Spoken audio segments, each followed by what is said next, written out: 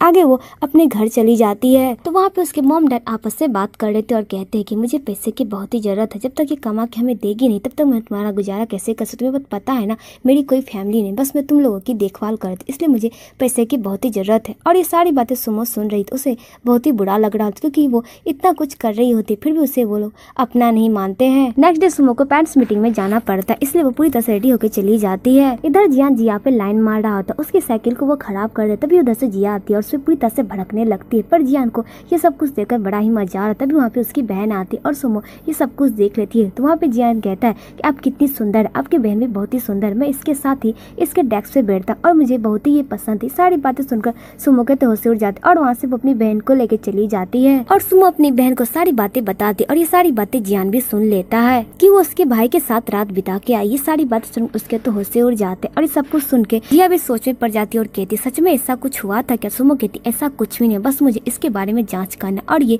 उसी का भाई है ना, मैं तुम्हारा इसके पास से सीट हटवा दूंगी। तो ये बात सुनकर जिया बहुत ही खुश हो जाती है और कहती दीदी मैं बस यही चाहती हूँ, मैं इसके पास बैठना नहीं चाहती हूँ। आगे सारे पेरेंट्स क्लास में आ जाते और वहाँ पे बैठ जाते, तभी वहाँ पे वांग भी आता पर सुमो उसे इग्नोर कर रही होती और सुमो और वांग दोनों एक ही डेस्क में बैठे हुए रहते। तभी वहाँ पे टीचर बताती कि आपके बच्चे की क्या रैंक थी क्लास में आपको बता दी और सारे बच्चे की रैंक को बताया जाता, पर जिया का रैंक बहुत ही अच्छा रहता है और जियान का बहुत ही खराब रहता। सभी ये बात सुनकर हंसने भी लगते हैं। तो वहाँ पे टीचर सभी को कुछ लिखने को कहते, सभी अपने पे कॉपी कलम निकाल के लिखने लगते। सुमो के पास पेपर नहीं रहता, वो अपने हाथ में लिखने लगती है। तभी वांग उसका मजाक बनाता और कहता है मोबाइल के जमाने में कौन हाथ में लिखता, और वो वांग मोबाइल निकाल के लिखने था, पर टीचर उसे ही डांट देती और कहती इस क्लास में पेरेंट्स मीटिंग में मोबाइल का यूज करना अलाउ नहीं। समझ में आएगी आपको बात, आप क्या पहली बार आए।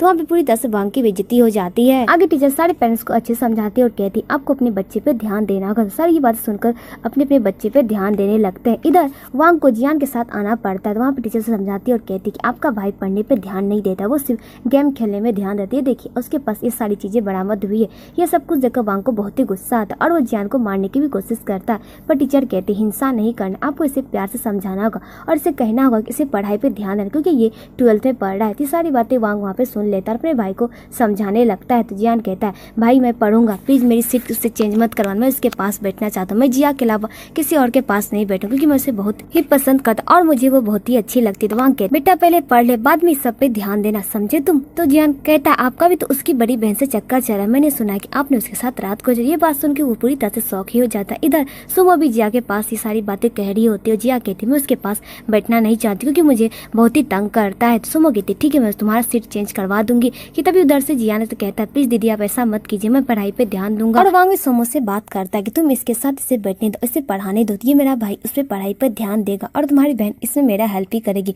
मैं तुम्हारे पास एक ऑफर भी देता हूँ कि मैं तुम्हें अपने कंपनी में जॉब भी दे दूंगा। ये सारी बातें सुनकर सुमो पूरी तरह से दंग हो जाती और उसके पास कोई जवाब ही नहीं था। तभी उधर से जिया कहती ऐसी कोई बात नहीं, मेरी बहन कभी भी सेक्रीफाइस नहीं करेगी समझे, और मैं इसके साथ कभी नहीं बैठूंगी। और अपनी बहन को लेकर वहाँ वो चली जाती है। तो वांग देखता ही रह जाता और जियान को कहता तुम टेंशन मत लिए, इन लोग का मन जरूर ही बदलेगा। गाड़ी पे जाने लगता, उसका पीछा भी करता है पर सुमो उसका कोई जवाब नहीं। तो कहती है तुम इसकी टेंशन मत, तुम सिर्फ पढ़ाई पे ध्यान दो और अपने आप पे फोकस करो ताकि तुम टॉप स्टूडेंट में कहलाना। तो जिया कहती ठीक है दी। आगे सुमो अपने लिए काम ढूंढने लगते पर उसे कहीं पे भी काम नहीं, क्योंकि उसके रिज्यूम में उसे सर्टिफिकेट की जरूरत पड़ती जो कि उसके पास नहीं रहती और ना ही वो कंप्लेन वापस होती, जिस वजह से उसे काम नहीं मिलती है। इधर सैंग सुवई दोनों ही आपस में बात करते और कहते कि हम लोग के प्लान पे तो पानी फिर गया, यहाँ पे सुमो कुछ भी नहीं करी और वांग के किसी भी चीज पे इफेक्ट नहीं पड़ा और वो इतनी आसानी से सीईओ बन चुका, अब तुम क्या करोगी ये तो बताओ। सुवई कहता है मैं इतनी आसानी से हार नहीं मानने वाला हूँ, मेरे पास कोई ना कोई तो रास्ता जरूर है जिससे कि मैं उसे नीचा दिखा सकूं। तो सैंग कहता तुम्हें अपने प्लान पे काम करना चाहिए ताकि उसे तुम वहाँ से हटा सको और हम लोग आसानी से एसेंट प्लाजा को बेच सके। आगे सुबह सुमो को कॉल करता और कहता है कि तुमसे कुछ बात करनी, तुम यहाँ पे आ जाओ। तो सुमो उससे मिलने के लिए आती है। तो वहाँ पे सुबह उसे एक बैंक का कार्ड देता और कहता है इसमें इतने सारे पैसे हैं कि तुम अपना मुंह बंद कर सकती हो और तुम इस पैसे से बहुत ही आसानी से यहाँ से जा भी सकती हो और तुम बहुत ही कुछ खरीद सकती हो। ये सारी बातें सुमो सुन लेती है, उसे बहुत ही गुस्सा आता और कहता है तुम उस रात को भूल जाना ये सारे पैसे लेके। तो सुमो को गुस्सा आता, वो कार्ड को वहीं पे नीचे गिरा देती। तभी उधर से वांग आता है। तो वहाँ पे सुमो बात को पलट देता और कहता है मैं तो आपके स्कैंडल को छुपाना चाहता हूँ, इसलिए मैं इतने सारे इसे पैसे दे रहा था और ये लेने के लिए भी तैयार हुई थी। पर वहाँ पे सुमो कहती ऐसी कोई बात नहीं, ये झूठ कह रहा है। तो वहाँ पे वांग उसकी बातें बिलीव करता और सुमो कहता तुम ऐसी लड़की हो, तुमने अपने आप को इज्जत को भी बेच डाला, तुम्हें जरा से भी शर्म नहीं। ये सारी बातें कह के वहाँ से वांग चला जाता है। तो सुमो को बहुत ही बुरा लगता है कि उसके साथ सब कुछ है, पर उसने तो कुछ किया ही नहीं था और सुबह उसे फंसाने लगता है। आगे सुबह सुमो से कहता है मैंने कहा था ना मेरा भाई दुष्ट है, इससे तुम उससे बदला भी ले सकती हो, इससे तुम ये पैसे को यूज करके उससे बदला ले लो। पर सुमो उसे कुछ भी नहीं कहती और वो कार्ड लेके वहाँ से जाने लगती और कहती ये सबूत होगा ताकि मुझे पता चले उस रात क्या हुआ था मेरे साथ। आगे सुमो ये सारी बातें जिया को बता देती। जिया कहती इतने सारे पैसे थी, इस पैसे तो हम लोग बहुत ही कुछ कर सकते हैं। तो सुमो कहती इस पैसे का हम लोग कोई यूज नहीं करेंगे, ये सबूत के तौर पे हमारे पास है, इससे मुझे पता चलेगा उस रात कौन कौन इस सबूत से मिला हुआ था। तो जिया कहती हाँ बिल्कुल दी। आगे सुमो सो जाती। नेक्स्ट डे जब आती तो उसके पास वो कार्ड नहीं, तो वो पूरी तरह से बौखला जाती और वो कार्ड को ढूंढने लगती। अपनी मॉम को बताती वो कार्ड है आपके पास है क्या? तो उसकी मॉम कहती कौन सा कार्ड? तो सुमो सारी बात बताती कि वो एटीएम कार्ड है, उसमें ढेर सारे पैसे हैं। ये बात सुनकर उसकी मॉम के भी तो होश उड़ जाते, उसे ढूंढने लगते पर वो कार्ड नहीं मिलता है। तो सुमो सीधा वांग से मिलने के लिए जाती है और कहती कि वो कार्ड खो चुका है, इसलिए मैं आपको बताने के लिए आई हूँ कि आप उसे स्टॉप करा दीजिए, नहीं तो उस पैसे का मिसयूज हो सकता है क्योंकि मेरे पास वो कार्ड नहीं है। तो वांग कहता है ये तो अच्छी बात है ना, कोई ना कोई तो जरूर यूज करेगा उस पैसे को, फंसोगी तो तुम ही। तो सुमो कहती है आपको पैसे की कोई वैल्यू नहीं क्योंकि आपके पास ढेर सारे पैसे, मेरे पास पैसे नहीं, इसलिए मुझे पता है कि पैसे की क्या वैल्यू होती है, इसलिए मैं जो कह रही हूँ वो आप सुन लीजिए। और वांग को ये सारी बातें बताने लगती है। तो वांग कहता है ठीक है तुम क्या चाहते हो ये बताओ। तो वहाँ पे सुमो कहती है आप इस पेपर पे साइन कर दीजिए कि वो कार्ड को स्टॉप करवाया जाए और वो कार्ड खो चुका और मैंने ये आपको इसकी बात की खबर दे दी। तो वांग उस पे साइन कर देता और सुमो उस पेपर को लेके वहाँ से चली जाती है। आगे जिया स्कूल जाती तो जियान कहता है कि तुम मेरे पास ही रहोगी ना, मेरे से कहीं दूर नहीं ना जाओगे, तुम उस टैक्स से सीट तो चेंज नहीं करवाओगी। तो जिया कहती मैं जाके सारी बातें बता दूंगी और वांग को कहूँगी कि मेरा सीट वहाँ से चेंज कर दे। ये सारी बातें जियान को कह देती। तो जियान कहते तुम कितनी दुष्ट हो, मेरे साथ ऐसा क्यों कर रही, तुमने मेरा दिल तोड़ दिया। और वहाँ से वो सैड होकर चला जाता है। आगे जियान अपने आप को बीमार करने के लिए नए नए तरीके अपनाता और वो खुद ही बीमार हो जाता है क्योंकि उसे जिया के साथ ही बैठना रहता है क्योंकि वांग उसे उसके सीट से हटाने वाला होता है। अगर वांग नहीं पढ़ाई करता उसे वो हटा दिया जाता, इसलिए जियान अपने आप को बीमार कर लेता और घर में रहता है कि तब इधर से वांग आता और सुबह वहीं पे रहता और ये दोनों आपस में डिनर करने थे। सुबह कहता तुम इस कुर्सी पे बैठना चाहते, तुम यहाँ के हेड हो ना। तो वांग कहता है ऐसी कोई बात नहीं, हम लोग की फैमिली है, कोई भी कहीं पे बैठाने से मतलब है ना। और वहाँ पे वांग कहता है तुम जो मेरे साथ करना चाहते वो सब कुछ करना बंद कर दो, इससे हमारी कंपनी को नुकसान हो सकता। तुम्हें क्या लगता है मुझे ये बात मालूम नहीं है कि तुमने मिलकर ये सारा काम किया था और सुमो को फंसा रहे हो, मुझे तो हर चीज की जानकारी, इसलिए तुम्हें मैं सावधान करना। कि तभी वहाँ बीच में आवाज देता कहता है कि मेरी तबीयत खराब है भाई यहाँ पे आइए। तो दोनों भाई मिलकर उसे हॉस्पिटल ले जाते हैं, उसका इलाज करवाते हैं। तो वहाँ पे सुबह भी अपने भाई की पूरी केयर करता है। आगे वो लोग घर आ जाते हैं तो जियान कहता है भाई आप मेरी बात सुन लिए, मैं पढ़ाई पे आगे जियांग अपने भाई से कहता आज मेरा एग्जाम था भाई, मुझे स्कूल जाना है। तो वांग कहता है तुम स्कूल जाओगे, तुम तो झूठ कह रहे हो, तुम्हें तो पढ़ाई लिखाई में मन लगता नहीं है और तुम मुझे पढ़ाई का ज्ञान दे रहे हो, तुम्हें तो स्कूल जाने का मन होता ही नहीं है। तो जियांग कहता है भाई मुझे जाना है, मैं उसके साथ पढ़ूंगा ना, मैं बेहतर करके दिखाऊंगा भाई, आपको शिकायत का मौका भी नहीं दूंगा, प्लीज मेरी बात को मान लीजिए और मेरा सीट चेंज मत कीजिएगा उसके पास से। तो वांग कहता है ऐसा नहीं होगा क्योंकि तुम पढ़ाई पे ध्यान नहीं दे रहे हो।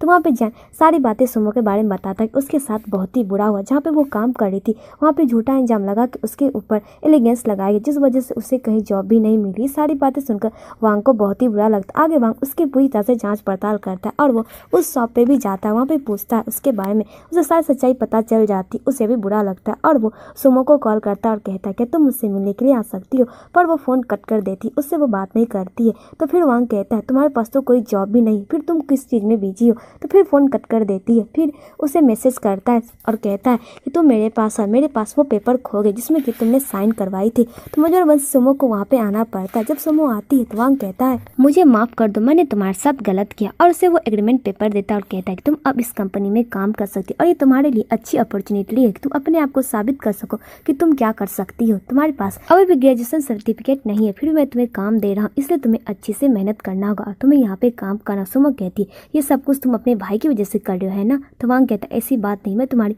काबिलियत देख के तुम्हें यहाँ पे काम पे रख रहा हूँ, समझी तुम, और ऐसा वैसा कुछ भी मत सोचना। तो सारी बातें सुमो सुन लेती और वांग से कहता है काम पे ध्यान देना, और ये कह के वो वहाँ से चला जाता है। तो सुमो अपना लक्ष्य बना लेती है कि वो अपने अच्छे से काम करेगी और अपना बेस्ट देगी। आगे वो एग्रीमेंट सुमो जाके जिया को भी दिखा देती। तो जिया कहती दीदी अब अच्छा से काम कीजिएगा, ये तो आपके लिए अच्छी बात है ना। और सुमो सारी बातें उस कंपनी के बारे में बताने लगती है। तो जिया को सब कुछ सुन के अच्छा लगता है और कहती है कि आपकी सैलरी भी अच्छी होगी, इसलिए आपको काम करना चाहिए।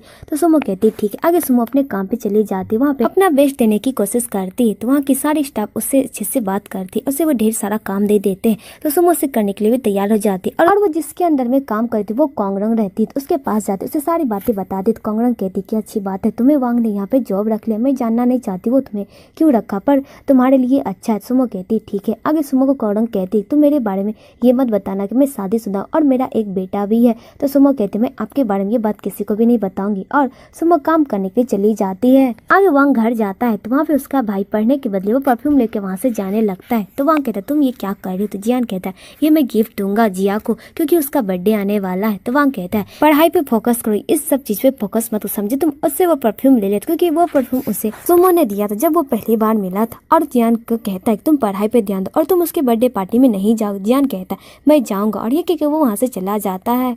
नेक्स्ट डे वांग और उसकी पूरी टीम पूरे मॉल का मुआयना करती है, कहाँ पे क्या किस चीज़ की जरूरत है और इसे कितने अच्छे से डेवलप किया जाए ताकि सारे कस्टमर हमारे इस मॉल पे आए। तो वहाँ पे पूरी टीम उसकी इसका मुआयना कर रही होती है। तो यहाँ पे कोंगरंग और मिस्टर झा दोनों में टसन देखने को मिलता है। दोनों अपने आप को यहाँ पे अच्छा दिखाने की कोशिश करते हैं। मिस्टर झा बार बार बीच में ही कूद पड़ते हैं और कहते हैं कि मैंने इसके बारे में सोचा जो कोंगरंग कहना चाहती है। तो ये सारी बातें वांग सुन लेता है और सुमो वांग से मिलती है। तो वांग को कहती थैंक यू सो मच, आपने मुझे इस जॉब पे रखा मेरी हर चीज जान के। तो वांग कहता है ठीक है। और वांग कहता है तुम ऐसा वैसा कुछ मत समझ लेना, समझी, तुम बस अपने काम से मतलब रखना। और ये बात करके वांग वहाँ से चला था। सुमो कहती ठीक है। और सुमो को उसी परफ्यूम का सेंट है जो कि परफ्यूम उसने दिया था, पर उस पर वो ध्यान नहीं देती है। वेल आगे सैंग फिर से सुबई के पास आता और कहता है तुम्हारा आगे का प्लान क्या है ये तो मुझे बता। सुबई कहता है तुम देखते जा क्या होने वाला है उसके साथ। तो सैंग कहता है ठीक है, जो करना है जल्दी ही करो। आगे सुबह जाके मिस्टर लू से मिलता और कहता है मैंने आपको जो काम कहा था आप वो काम कर रहे थे। मिस्टर लू कहता है हाँ मैं वो काम कर रहा लेकिन मैं इसमें फंसूंगा। तो सुबह कहता है तुम टेंशन मत, तुम इसमें नहीं फंसोगे। लेकिन ये सारी जानकारी वांग को रहती और वांग लू को ऑफिस से निकाल देता। और ये सारी बातें मिस्टर जैंग को जाके बताता और कहता है कि लू यहाँ पे आके हमारी कंपनी में घोटाला